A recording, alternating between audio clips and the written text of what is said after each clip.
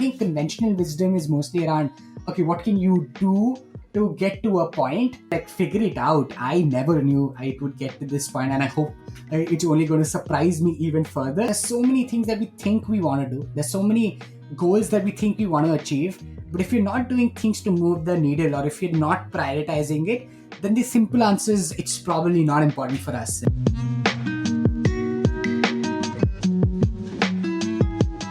Welcome to Mindful Gym Podcast, all about how to not lose sight of what's really important while chasing your dreams. Today's guest is Jivraj Singh Sachar, who's the host of the Building the Silicon Valley podcast, whilst also working a day job at AngelList. By the time this episode comes out, Jivraj will have interviewed over 100 entrepreneurs from the Indian space, including some of the biggest names of billionaire and unicorn companies, and is only in his early 20s. It was a pleasure to chat with him, and we went on for ages after we finished recording. I hope you enjoy listening today.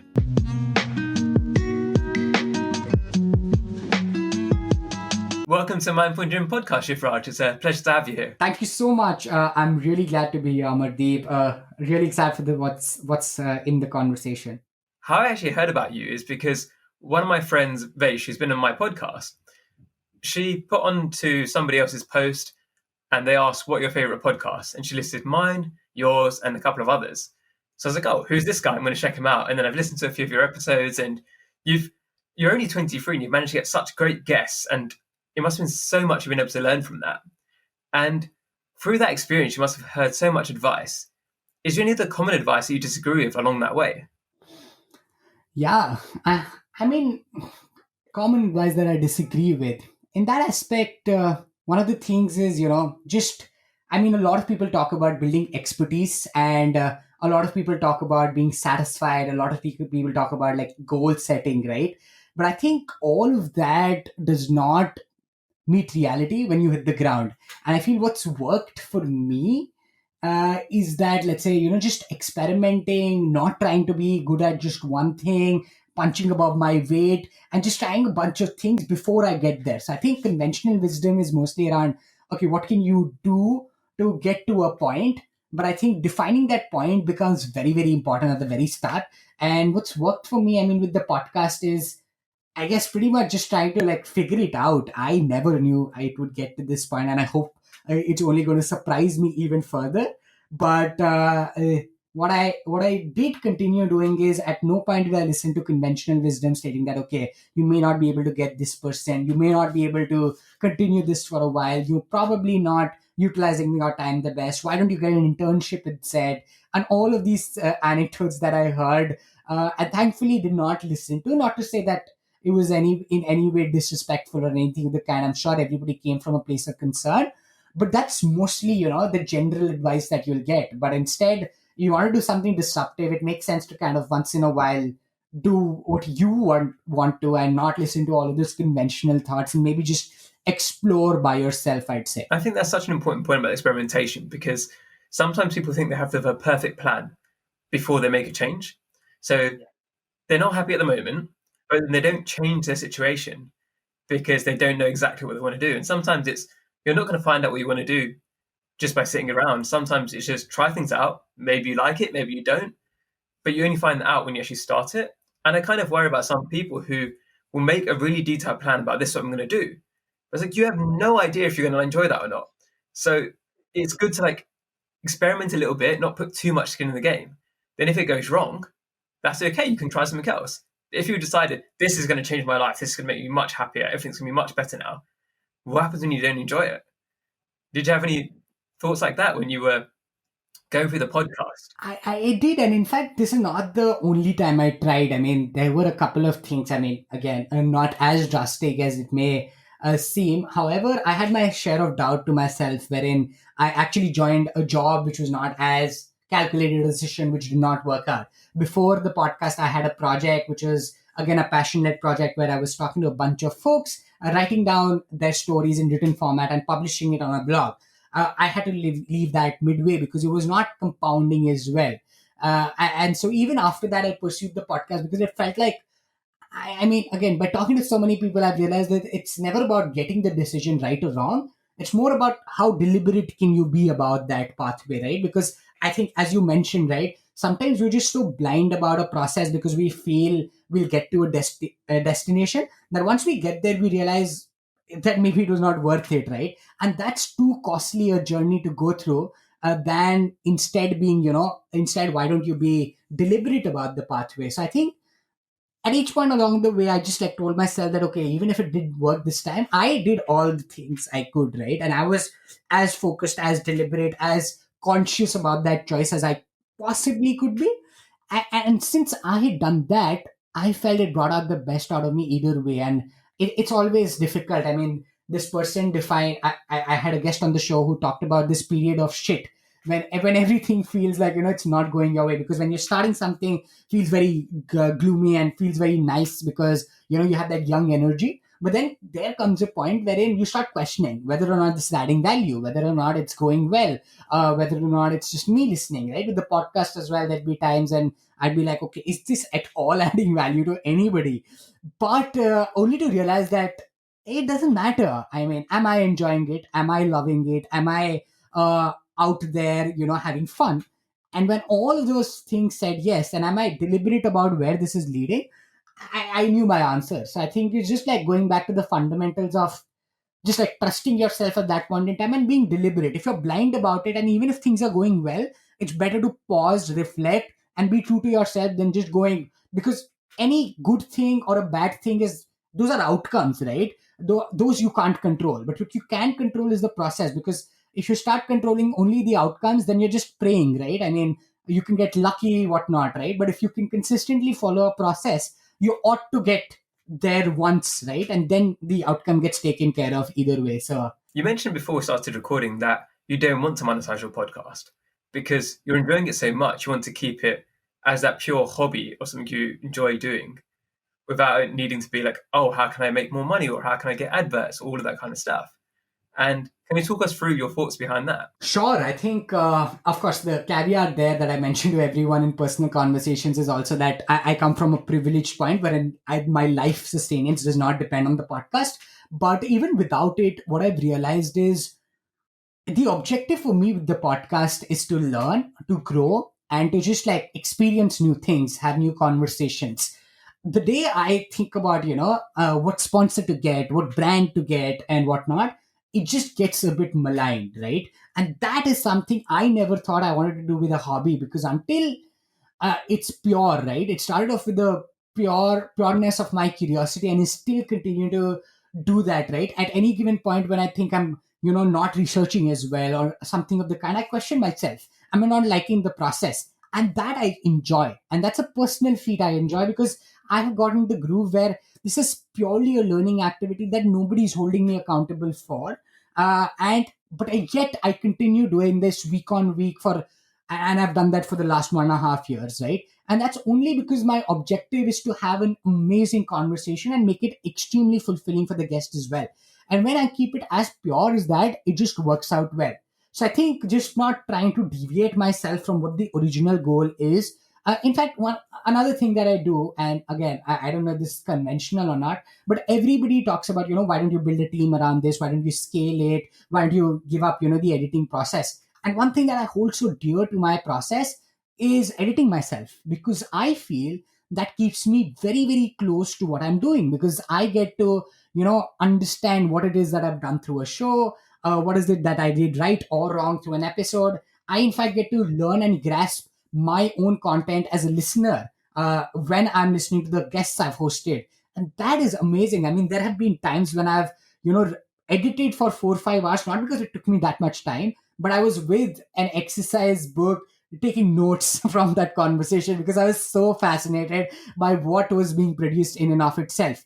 And I think that kind of vigor only stays if you're pure, right? Because if I was money minded about it, right, and no disrespect to who everybody who is, I'm sure that I'm a huge believer of the creative economy. So those doing that, I really laud their efforts. But for me, I'm sure, like, if it was a money objective, I probably wouldn't focus on, let's say, a mechanical thing such as, let's say, editing, right? But I am able to do it because I do this by will, by choice, and I love doing it. And that's what, I mean, keeps driving me in that direction. So I'm happy to spend a night on editing, not because they may a financial objective at the end of it, but because of the kind of learning, the kind of difference it makes to my process, and that I truly cherish. I mean, these are the small things that kind of fulfill me, and that's why it becomes a very wholesome process, to be very honest. One of the things I've done myself is I've outsourced my editing because of just trying to balance my time and my efforts.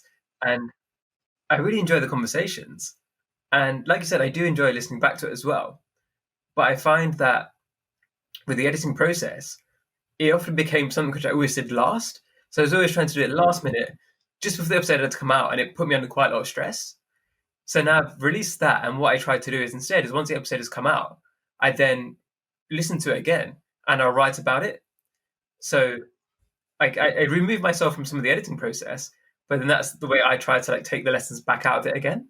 And obviously, with what you're doing, because you're working at like the AngelList, you've got pretty long hours there sometimes. How are you able to manage this all? Has it ever been a point where you really struggled for your balance? There have been multiple times, and I mean that's a that's a constant struggle, to be honest. But the good part there is it doesn't feel like one. I mean, it doesn't feel like it is a struggle or a major challenge. Of course, I have my days where it feels overwhelming, right? It feels like the weight of the world is on your shoulders, although it may not necessarily be so.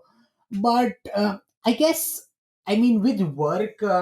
I often dabble with this question myself, and the answer that I've tried to come to is that I never forget sleeping, and I'm sure you don't either. You don't forget your meals, right? So the way the podcast has been engineered in my system is by becoming a habit, right? I don't think there has been any, like, I could maybe think of one in the last 10 Friday evenings or nights that I've been out or been doing something else and not editing the podcast. I can't think of a Sunday morning where I've not, worked on the post publication aspects of the podcast, right? It's just become a part of me. And so that's why I've been able to carve out time, because when it becomes a part of you, it becomes, I think, I don't know, you're just prioritizing. I remember a guest on my show mentioning that it's less about time management, more about, I don't know, energy management or prioritizing, because nobody has the time in the world for things that you don't want to prioritize, and everybody has the time of the world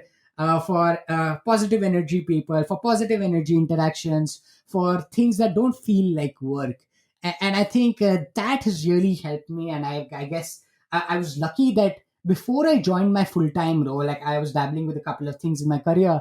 I started the podcast already, so I was in that frame. I understand it's incredibly difficult, and I truly empathize with people who can still do it with like a full time job, or at least start with a full time job, full time commitment, and then continue it, because it's incredibly difficult that way. But I was already in that zone, and I had much to lose because I knew what the experiences could do to me and do for me. And so I kind of just made it a point to keep at it, weather the storm, come into routines, build the small things. I think I don't know. For instance, I'm trying to now develop a habit to become healthier, which is like a very small thing, but I haven't been able to take time out of it. And when I question myself, honestly, I don't think I don't have the time. I just think it's not a priority for me. Like, I mean, if I can take out 3 hours to edit and can definitely take out 30 minutes to, go for a run. So, I mean, that's there. And comes down to the basics there. But yeah, I mean, I just don't think of it as work. It doesn't feel like it. And that's why with work also, thankfully, I've gotten like some amazing colleagues. It doesn't feel like, after a days of work, I have to do the podcast as well. It feels like, oh, there was an amazing day of work. I now have to do the podcast as well. And just that change in tone, I think, manages energy decently well for me to keep at it. Because I mean, this interaction as well. I mean, for instance, we blocked out an hour for this, right? We ended up speaking for the first 40 minutes ourselves, and that didn't feel like any time utilization or not, optimal time usage. It just felt like a natural extension of positive vibes being exchanged, and didn't feel like time, I don't know, utilization, whatnot, right? Yeah, and I think what you said there about energy management and priorities, I think the phrase is true, is that your priorities aren't what you say your priorities are, they're what you actually do. If you say I prioritize my health, but you don't do anything related to that, then you don't prioritize your health. That's what you tell yourself you do.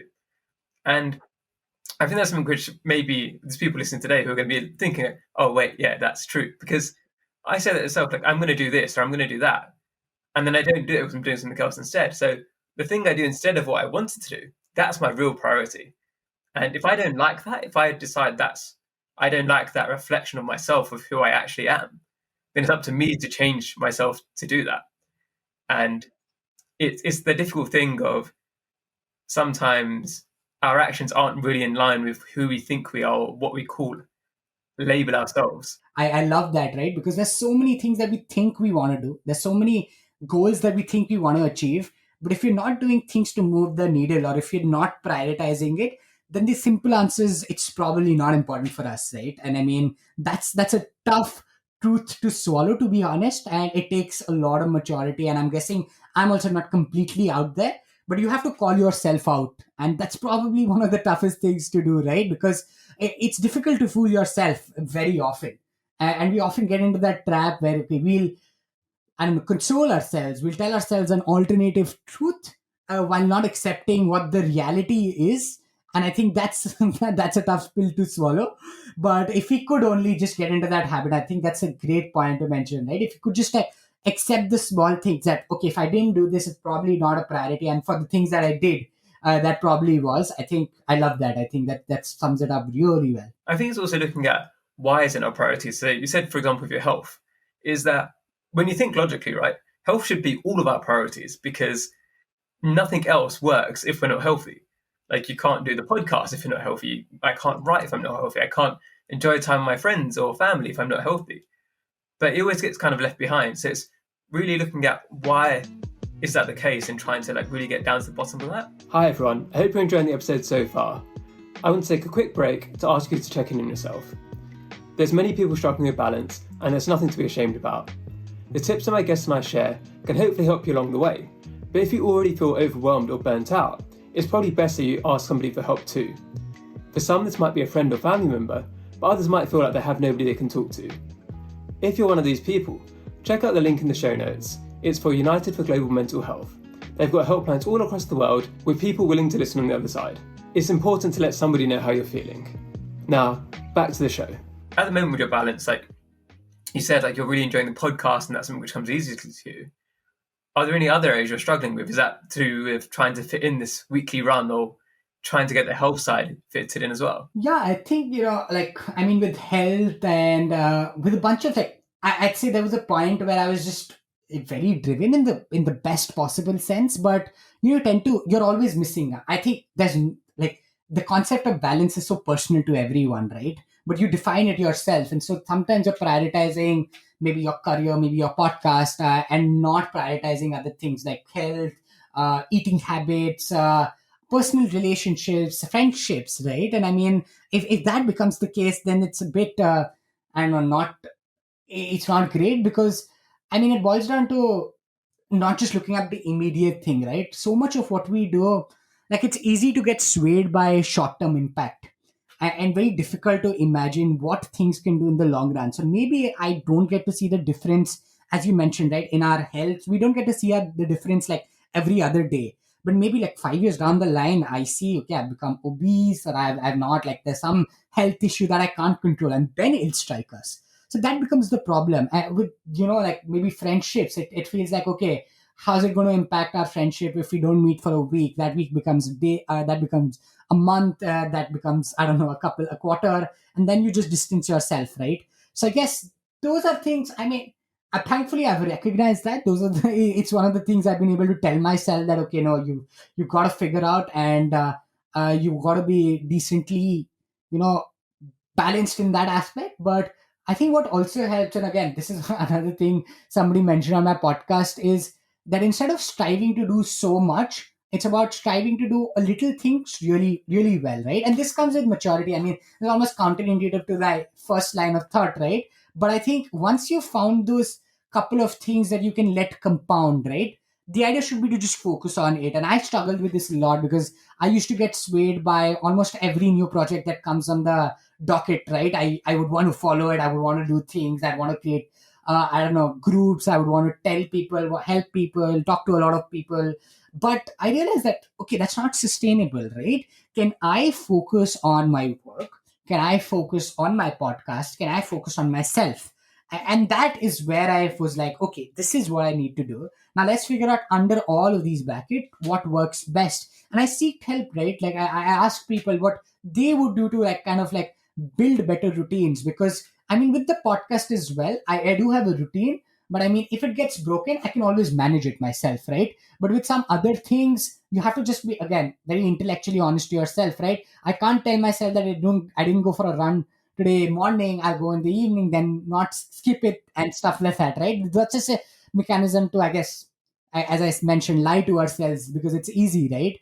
But yeah, I think I'm still trying to find balance in my personal plus professional aspect, and that's not being at its best. But I think I'm getting there, and yeah, hopefully I'll be there. But yeah, I think somebody told me, right, like when you take a decision, it's about following through on that decision, and if that balance for you is 70-30, that's fair. But at least following through on that decision because you're being cognizant about it. Because what I love about founders is founders are, again, not the most balanced folks in my opinion, right? Because so much of their time is skewed towards building something from scratch, which requires incredible effort, to say the least. But then they commit to that, and for them that is the reality, that is their balance, where they've signed up for the fact that okay, 80% of their time is going to go into building, and maybe the rest 20% is going to go to themselves, the family, whatnot, and then they're okay with it.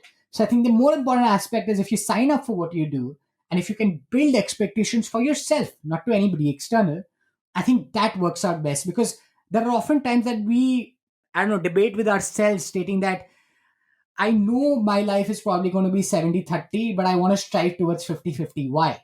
If you've already committed to a 70-30, then don't follow somebody else's definition of balance. Maybe take it as a perspective, try to grasp it in your decision making framework and build from there, as opposed to like, striving for a goal which may not be achievable because you've committed to something else. And if you want to strive to it, maybe manage expectations for yourself better. So what I was going to say there is it's an interesting contradiction you said, right? Because at the beginning you said you should need to experiment all the time. Then now you're saying about keeping to a few lines. And what I think the gap is there is that it's you experiment more if you're unhappy. So if you're unhappy, then what you should do is experiment. You should try to find different things that can bring you more joy. When you've got things that bring you joy, then that's when you need to experiment less because you already have the things that are going right. So I don't think you should ever stop experimenting completely because you're always going to have some things that are spontaneous and some things that are a bit different. But that's where I think the seesaw of experimentation goes, is that if you're very unhappy, experiment tons, try all these different things. Like maybe you want to start dancing, maybe you want to start a sport, maybe you want to start this, or maybe you want to start that. If you've already found, let's say you already love playing cricket, then you don't want to then take up another sport because then you might not be able to have enough time to play cricket anymore. And I think this is something I do, right? It's like I enjoy lots of different things, but I can't do all of them at the same time because my body wouldn't take it, my mind wouldn't take it. So I've got to choose a few things to really focus on because then I enjoy them more. And I think about it in terms of some people say like, oh, you've got 10 passions, right? You can't have all of them at being as 10 out of 10 because you don't have, like, there's not enough space or not enough energy for you to give to all of them properly. So sometimes by doing more things when you enjoy them, you're actually giving less mental energy to each one, which decreases their value. So it's sometimes a hard choice to choose to not do something that you like doing because your overall life is better because of that. Have you found things like that in your life where you've given them up even though you've enjoyed them because you can't balance them with everything else you've got going on? Yeah, no, I firstly, I think that's completely spot on. And that brings me to the point of, an important realization that I don't think I've practiced well enough is the art of saying no, right? I think we're often just so I think to your point of trying to understand, like, I think experimentation works great in the short run, but once you find something that you want to do, it makes more sense to keep pursuing it while at the same time, experimenting on things that you still want to. So I think that there's a good fine balance there, as you imagined, right? I mean, in the long run, I think it's best to strive to be great at the thing that you most enjoy and not having any divided attention. But in the short run, it makes more sense to find that long term thing, right? So I think I explained it like that. But I think to your point of just trying to saying no, right? Or just trying to like find out things that you have to say no to eventually or drop. for me, Ace Humans was such a thing, right? Which is like a very small initiative that I started. It became decently large when we hosted like 250 odd folks. We didn't host them on a podcast, but we did like Zoom calls with them. We used to record it. We used to write a bunch of these stories. We built a team. I'm super close to two folks from that team. Still, they're very good friends. We still have that website. We still have that Instagram page. It began as an Instagram blog. But there's a point where I had to take a step back and I realized that, okay, this is not maybe compounding as well. And there are gaps to be fulfilled there. So maybe I helped two folks who really took charge of it, but I took a step back. And even now, I mean, it's with the small things that you can't respond to every email right away. Can you find like a better, like, you can't possibly strive to do that at the expense of you.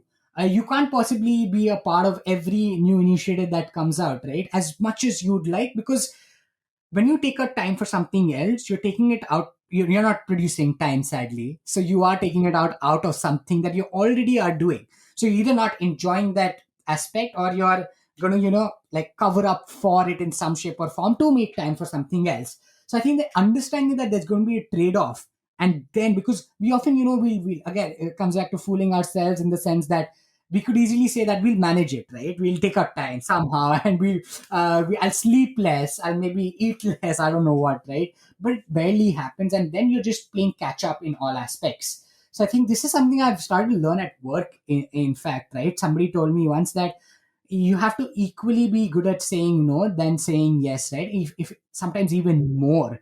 And that is almost, again, very counterintuitive to imagine, because why say no to an incoming opportunity, right? Like, you'd probably be tempted to say yes. But if you can go back to the fundamentals of thinking that, okay, what is that going to do to you? And if it's going to hamper what you're already doing, because you can see a short term result better, you should probably steer away from it. Because I think one of the single most important principles that the podcast has taught me is of compounding, right?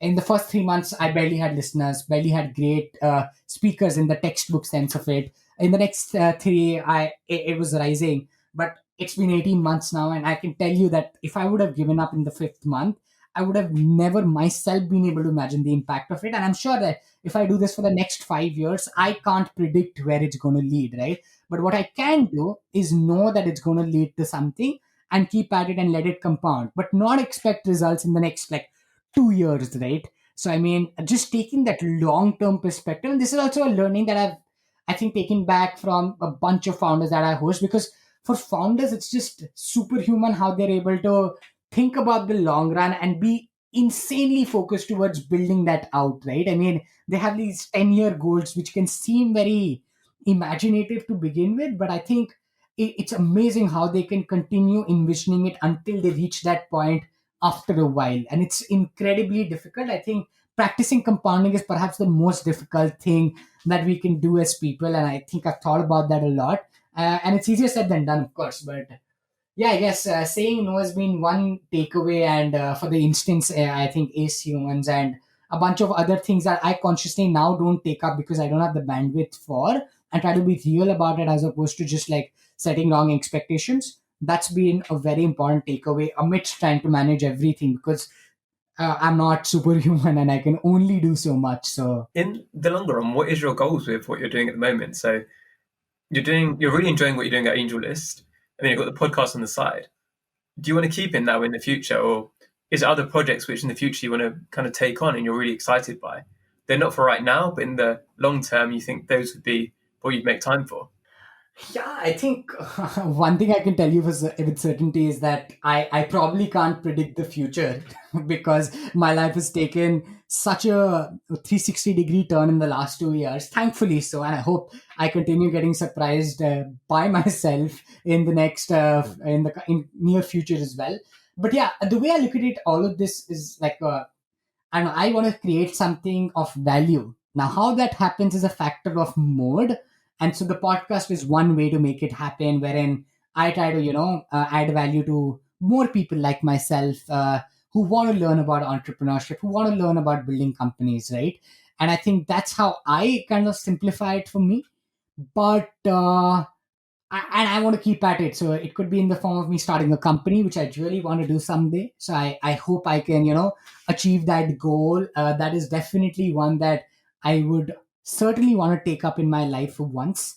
But till then, I mean, that's the North Star. Till then, I try to explore my no, I wouldn't say creative, I would say building side, the aspect that makes me want to, build something productive, useful, valuable for a large group of people via my initiatives in terms of the podcast or at work as well. The idea is, can I be of value to every stakeholder there is at work, right? How I do that boils down to, maybe my role, maybe what new things can I do, how efficient I am, how responsible I could be. With the podcast, it's about, trying to think from the end of a listener and constantly taking feedback, constantly improving on the experience that a speaker has, constantly improving the experience for myself.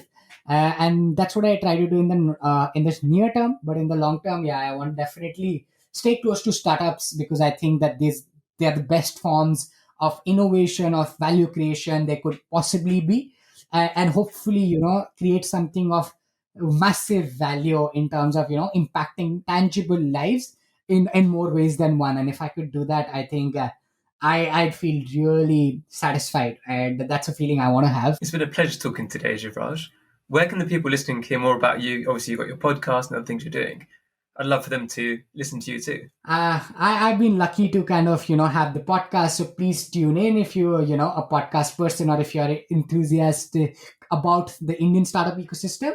I love to talk personally to one-on-one with folks as well. So feel free to hit me up on LinkedIn. I'm usually very responsive there, or Twitter. I'm usually very responsive there as well, or anything else. In fact, if you're up for a conversation around venture, around cricket, around table tennis, around podcasting, and if you're ever in that spectrum, I'm more than happy to chat, and the virtual world allows for it. So feel free to hit me up. And thank you so much, Amardeep, for having me. It's been such a pleasure to know you and have this conversation. I think in the brief period that we've known each other, it's been amazing to have these conversations. And I'm so excited about what's next to come for you with the kind of amazing things that you're doing.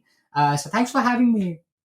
And this was absolutely fantastic. You're more than welcome, and it's mutual. Like, me and Jivraj had a call before, and we spoke for I think an hour and a half, 2 hours. It was only meant to be half an hour or an hour. Then, like before we started recording today, me and him were talking for ages again, and we're going to carry on talking after we finish recording the podcast. So he's just a really nice guy, and I really recommend you check him out.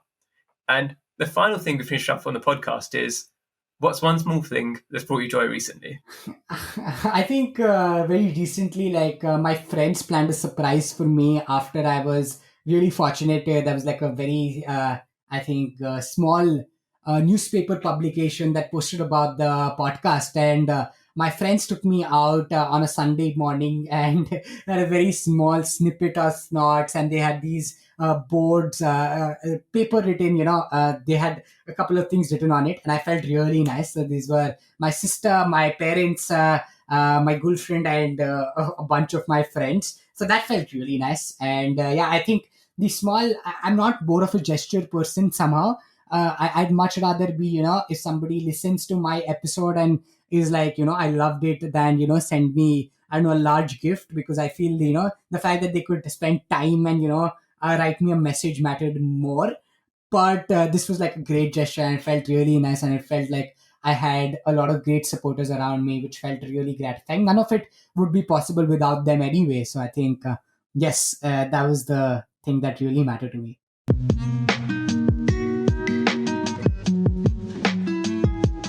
If you're listening on Apple Podcasts, I'd love if you could leave me a 5-star review. It really helps get the message out further. Wherever you're listening, it would be awesome if you could subscribe and to share on your social media channels. If you want to see more of my work and advice, you can find all of the links in the show notes. Thank you again for listening, and I hope you have a lovely day.